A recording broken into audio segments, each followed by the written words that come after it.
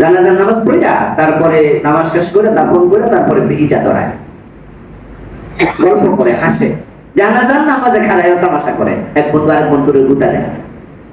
এগুলো আমার অনেকটা আমরা পশুর মতো হয়ে যাই, মানে অনুভূতি নেই, অনুভূতিহীন। দেখবেন কসাইরা যখন গরু জবাই করে তখন গরু একটা খুঁটার সাথে বাইরে রাখে আর একটা শোয়াই, তো যেটা শোয়াইয়া জবাই করে ওই খুঁটার সাথে যেটা বান্দা এটা জাবর কাটে, সতীর্থের কেমনে রক্ত ঝরে, জবাই কেমনে করে তাকায় আর দিনবেলা খাইতেছে, টেনশন নেই, বুঝে না। 2 নম্বর 2 ঘন্টা দেড়েক পরে হেরে শোয়াবে, অনুভূতি নেই, এই জাবর কাটছে, নিশ্চিন্তে খাচ্ছে। কবরস্থানে বিড়ি টানে কেমনে মানুষ, আমি নিজের চোখে দেখেছি। কবর ঘুরতেছে তখন একটু অর্ধেক ঘুরে পরে রেস্ট নিতেছে, পানি খাইতেছে, পানি খাইয়া বিড়িও টানতেছে, এরপরে বাকিটা করুন। যে কবর কাটতেছে গর্ত করতেছে সে কিন্তু হিন্দু না, সেও মুসলমান।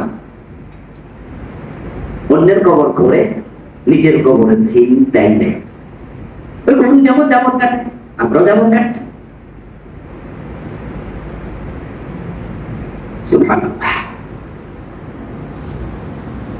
ওসমানকে জিজ্ঞাসা করা হলো, ইন্নাকা তাযকুরুল জান্নাতা ওয়ান নারা ফালা তাবকি ওয়ালাকিন তাবকি মিন হাযা।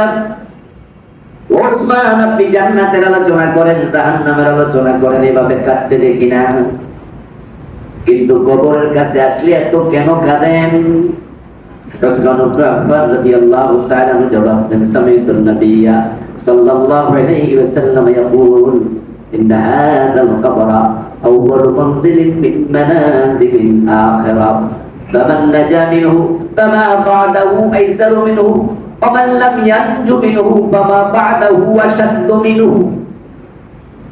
ওসমান ইবনে আফফান জবাব দেন, কবর দেখলে কান্না করার কারণ শোনো। আমি প্রিয় নবীকে বলতে শুনেছি, কবর হলো আখিরাতের প্রথম ঘাঁটি, যে কবরে মুক্তি পাবে পরবর্তী সব স্টেশন সহজ হয়ে যাবে, আর যে কবরে ধরা পড়বে সবগুলো আরো কঠিন হয়ে যাবে। ওসমান, আমি জানি না কবর আমার সাথে কি আচরণ করে, এই জন্য আমার এখানে আসলে আর স্থির থাকতে পারি না, আমি কান্না করছি। ও দুনিয়ার মানুষ, তোমরা যা দেখতে পাচ্ছ মাটির গর্ত,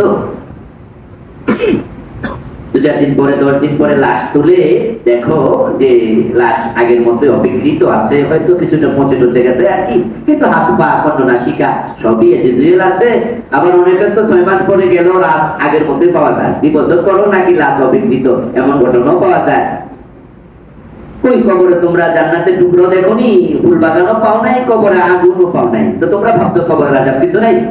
আমি নবী বলছি, শোনা কবরে মাগফিরাতুম মিন রাব্বিনা, ডেফিনেটলি কবর কারোর জন্য জাহান্নামের টুকরা, আও রাউদাতুম মিন রিয়াজিল জান্নাহ, কারোর জন্য এই জান্নাতের বাগান। তোমার চোখের অন্তরালে ফাইন্নাহু লাম ইয়াতি আলাল কবরি ইয়াউম, তারপর রাসূল বলেন এমন কোন দিন কবরের জন্য যায় না ইল্লা তাকাল্লামা ফি, যেদিন কবর কথা বলে না। আপনার কবর আমার কবর প্রতিদিন আমাদেরকে ডেকে ডেকে বলে, শোনো আনা বাইতুল গুরবা, আমি এক অপরিচিত জায়গা, আনা বাইতুল ওয়াদা, আমি বড় একক জায়গা, আনা বাইতুত তুরাব, আমি মাটির ঘর, আনা বাইতুদ দুদ, আমি হলাম পোকামাকড়ের ঘর, এখানে আসতে বড় সাবধানে এসো। কবর আমাদেরকে বলে, আমরা শুনি না, রাসূল শোনালেন। কবর আপনাকে আমাকে ডেকে বলে, এখানে একা থাক